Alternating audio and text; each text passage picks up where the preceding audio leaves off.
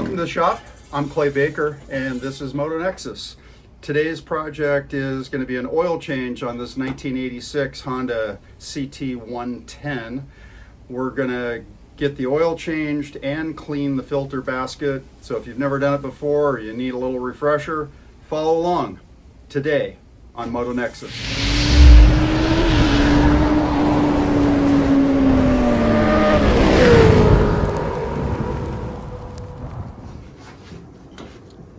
To get the right side cover off, we first want to get some stuff out of the way.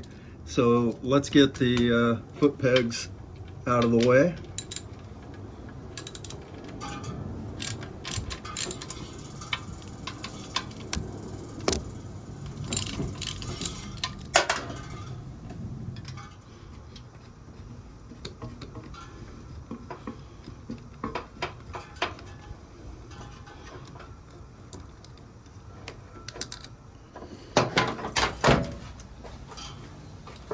And then we'll take the Kickstarter off.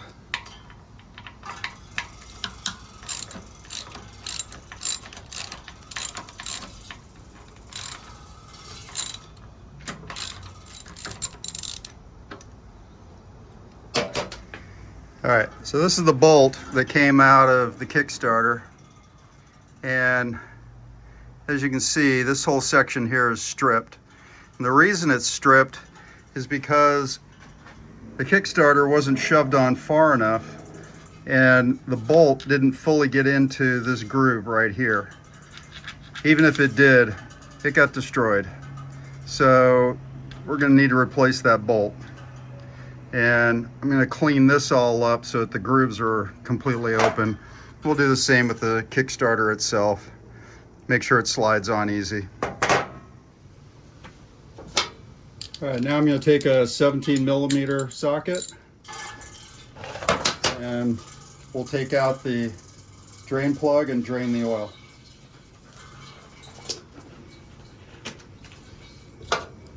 This bike has been warmed up. Rode it around the neighborhood a couple of times. So the oil should come out nice and easy.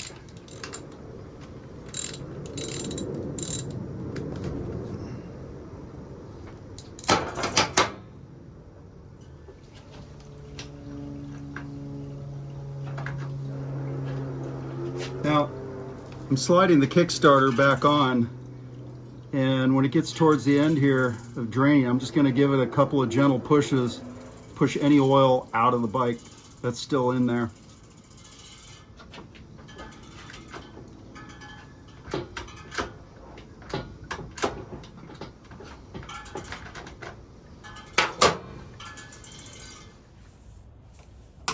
All right, so we got everything out of the way. Oil's been drained. Kind of important to note here, when I took the drain plug out, there was no washer. There's supposed to be a crush washer in here to help keep that sealed. So I've got a box full, we'll fix that. Next step is to pull out all the screws in the side cover and take the side cover off.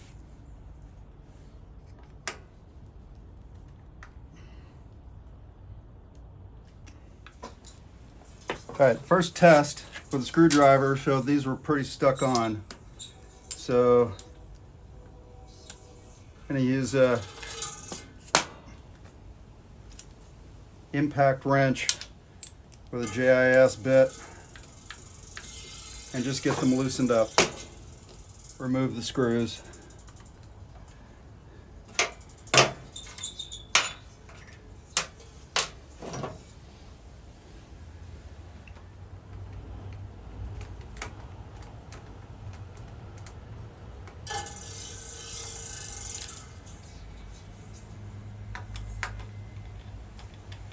I'm fortunate that these screw heads are all in really good shape. So that might also mean that the oil filter was not cleaned out frequently.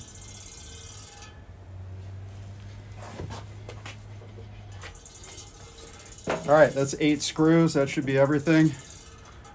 I'm just going to give it a little tap with a rubber mallet.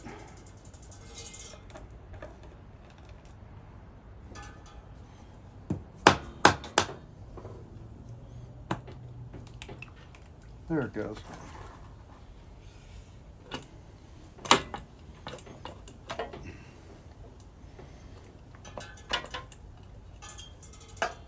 Now there are parts in here we don't want to drop, so be cautious. Take your time. A little bit of oil is going to come out.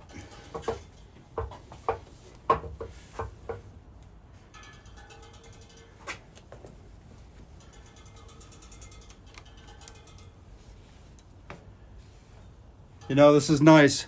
Everything in here is actually really clean. It looks to be in very good shape.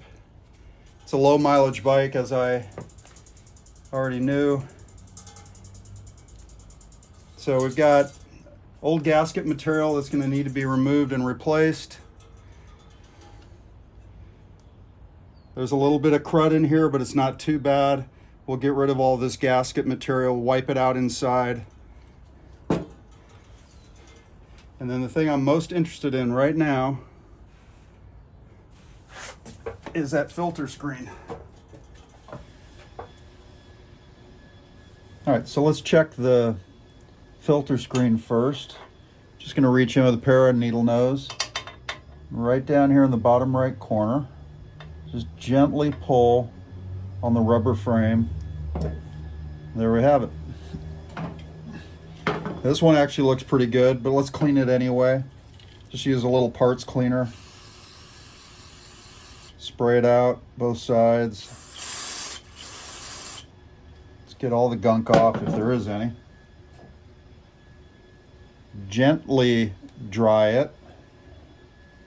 Don't rub it or twist it.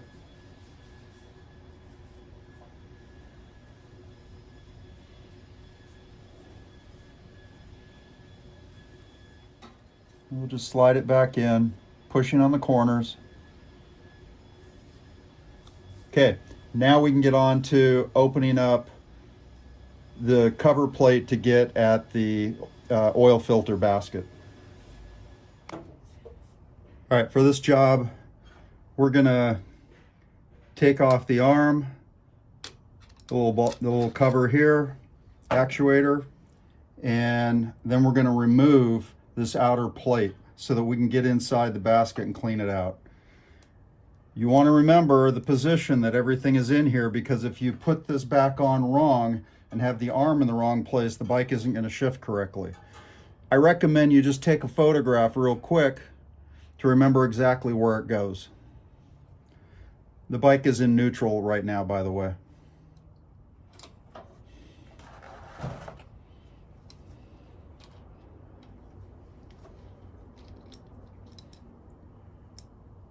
So we'll just slide that off. I'm going to keep all the parts together exactly as they are.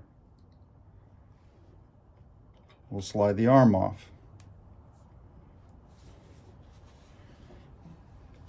Now we can remove the screws that are in the cover plate. These screws look brand new even.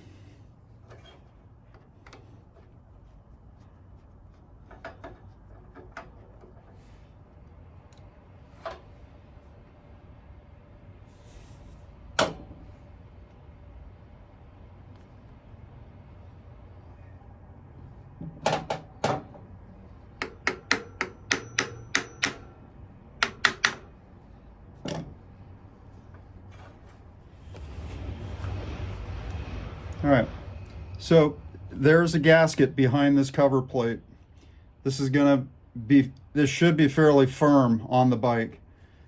If you can't just pull it right off, use something very thin and very gently, without twisting because you'll scratch the metal. Just gently lift up from side to side. And then it should just pop right off.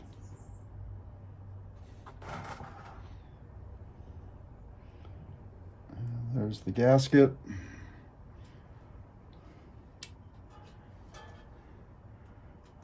Before you do any of these jobs, make sure that you order a gasket kit so you can put it back together. All right.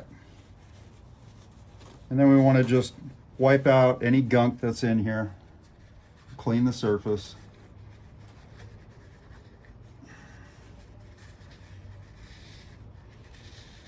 This is where the sludge will accumulate. All right, now we can put a new gasket on, put the parts back in place and seal this up.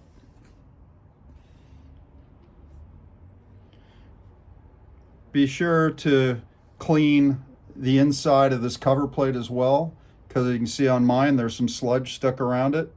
Even if it seems like a small amount, it's a lot to this little cavity. All right, so we got our outer cap with the bearing installed. We'll just lay that new gasket over the surface. Helps hold it in place.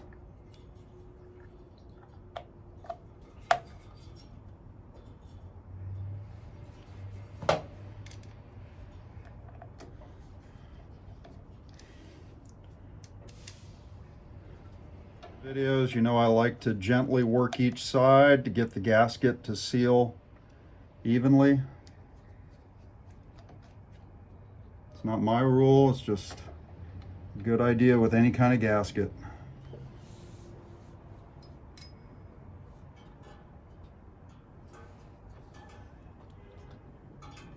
All right. We'll fit our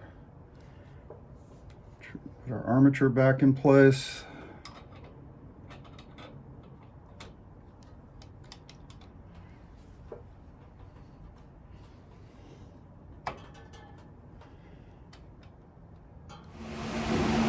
All right, folks, you're going to have to put up with the fan noise in the background. The temperature in my shop is unbearable. So I've just got a little scraper. Please be careful. This razor blade can cut in to this aluminum. So just very gently get under it. Don't try to dig in. Shouldn't be necessary. Plastic tool is also something you can use. Just don't dig into the casing.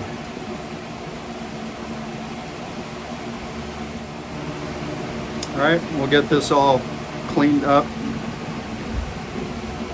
And then there's some on the bike as well.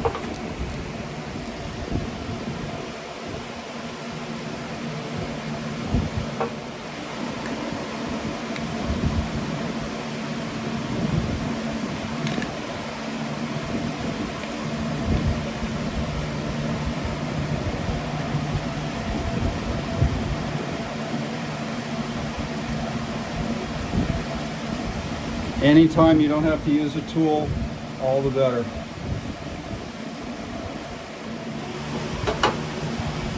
So all I'm doing now is cleaning surfaces. Just using some brake cleaner, which is a parts cleaning solvent. I'm going to saturate this. This stuff dries real quick.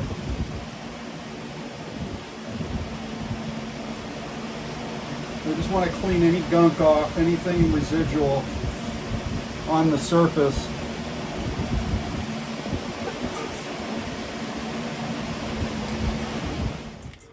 All right, so we got our outer cover. It's been wiped down, so it's nice and clean on the gasket surfaces. And we have a brand new gasket. There's a dowel pin on one side. So you want to fit your gasket over that. There's no need to put any sealant on this. You could put a few dabs if you wanted to hold it in place, but it's not really necessary. I'll show you another way to do it. I'm going to take one of the screws that belongs on this side, and that'll keep the gasket from spinning around because it's going to bite the threads a little bit. Now that isn't going to fall off. So now I can hold this up in place carefully and start walking it over the spline shaft for the Kickstarter.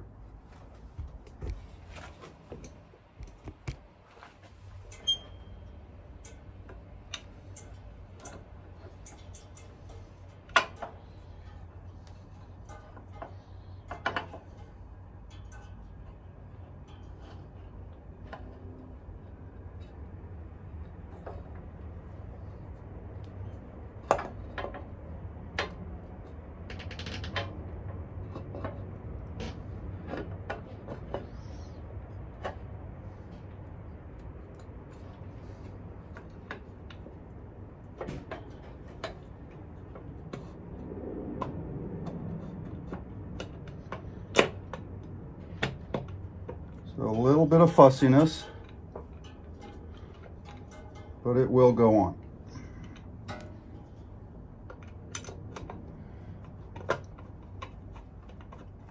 All I'm doing with this screw on the right hand side is holding the cover in place, not tightening it down.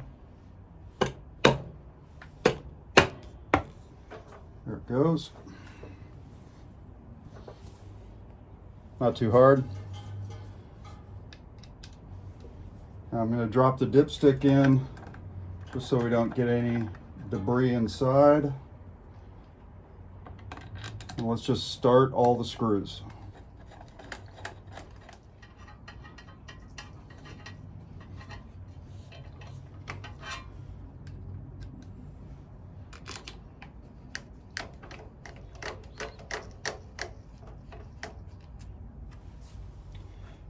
This last screw in the bottom left also holds a little clamp that holds this battery tube in place.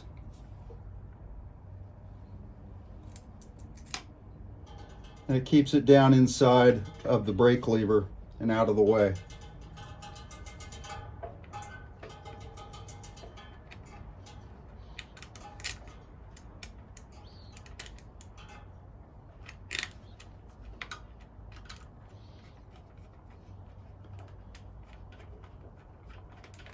All right, so I'm now just going to seat all these screws. I'm not tightening them down, just getting them seated against the case. All right, and then I'm going to tighten them crosswise.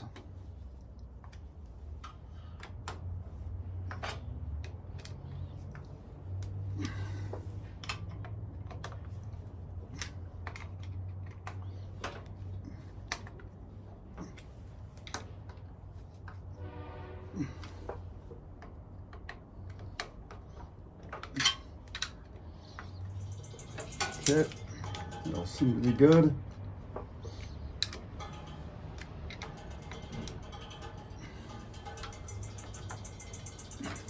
You don't have to get crazy torquing these down. Make sure they're good and tight so they don't vibrate out. All right.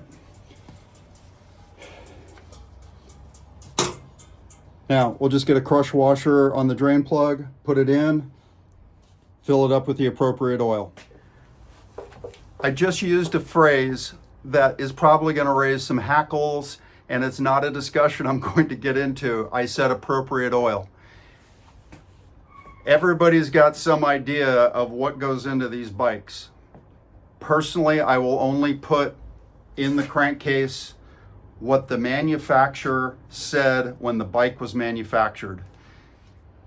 These clutches want oil, mineral oil.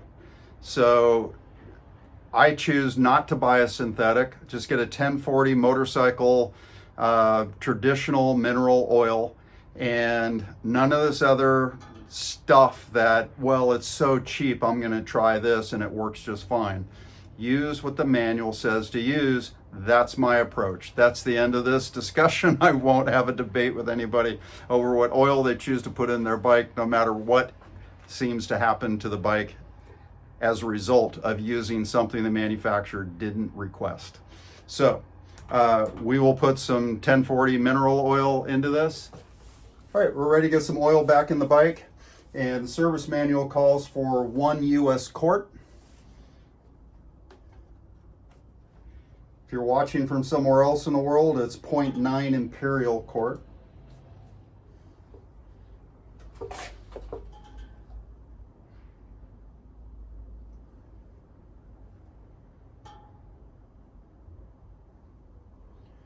I'm going to pour in about half and just wait a minute and make sure that I don't have any leaks underneath at my drain plug.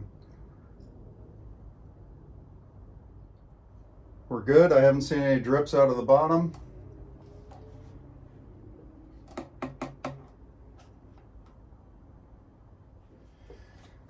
When you check the oil, I see this all the time. You'll put the dipstick in, and then they screw it all the way in. That's about 3/4 of an inch there. That's a large change in the tip of that dipstick. If you look at the original Honda service manual, they say to check it by just setting it in and then pull it out and look at the oil on the dipstick. And we're just right. If I screwed this in, I would appear to be over full.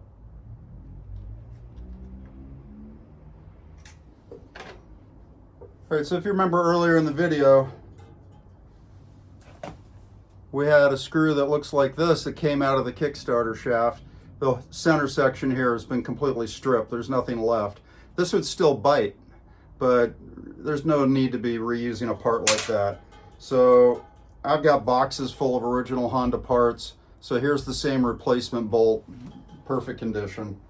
All we have to do is make sure that the bolt is fitting into the groove in the Kickstarter shafts, in the spline shaft. Let's get that oriented correctly. We'll find that groove.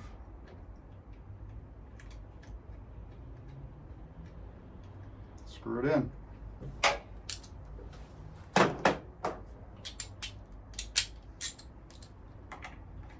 It's just a 10mm bolt. All we need to do is just pinch it down. I'm not trying to break anything. There we go. Now we can get our foot pegs reinstalled, which is also the side stand for the bike, and get this oil poured into a jug and recycled appropriately. Well, with our oil change done, the next thing to do is just run the motor for a couple of minutes, 2 to 3 minutes, and then check the dipstick again to make sure that we've got enough in. It doesn't need to be topped off. I'm going to turn on my big fan because this motor needs some airflow. Any bike that isn't water cooled is or oil cooled is going to need airflow while it's running in a static position. So it'll get a little noisy on the camera, but stay with me and we'll get this all going. Keys on, it's in neutral. Switch on.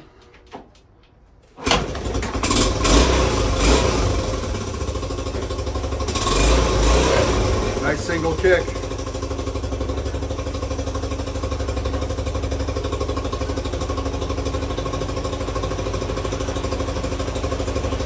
That airflow also gets the exhaust out of the shop.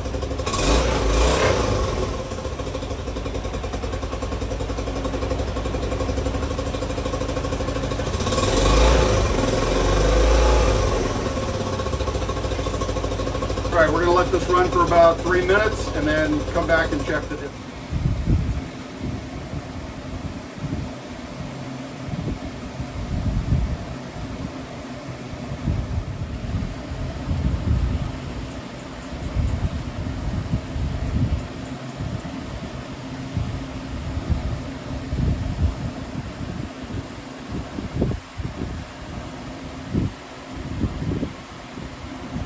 And that looks just right. That looks just right. It's wet right up to the top.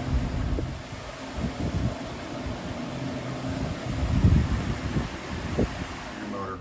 Thank you so much for checking in. If you like this video, got any value out of it at all, please click the like button, click on subscribe, check back, and tell us anything that you want to know about working on this bike or possibly others that we might be working on in the future. So thank you again. Appreciate your viewership. See you next time on Motonexus.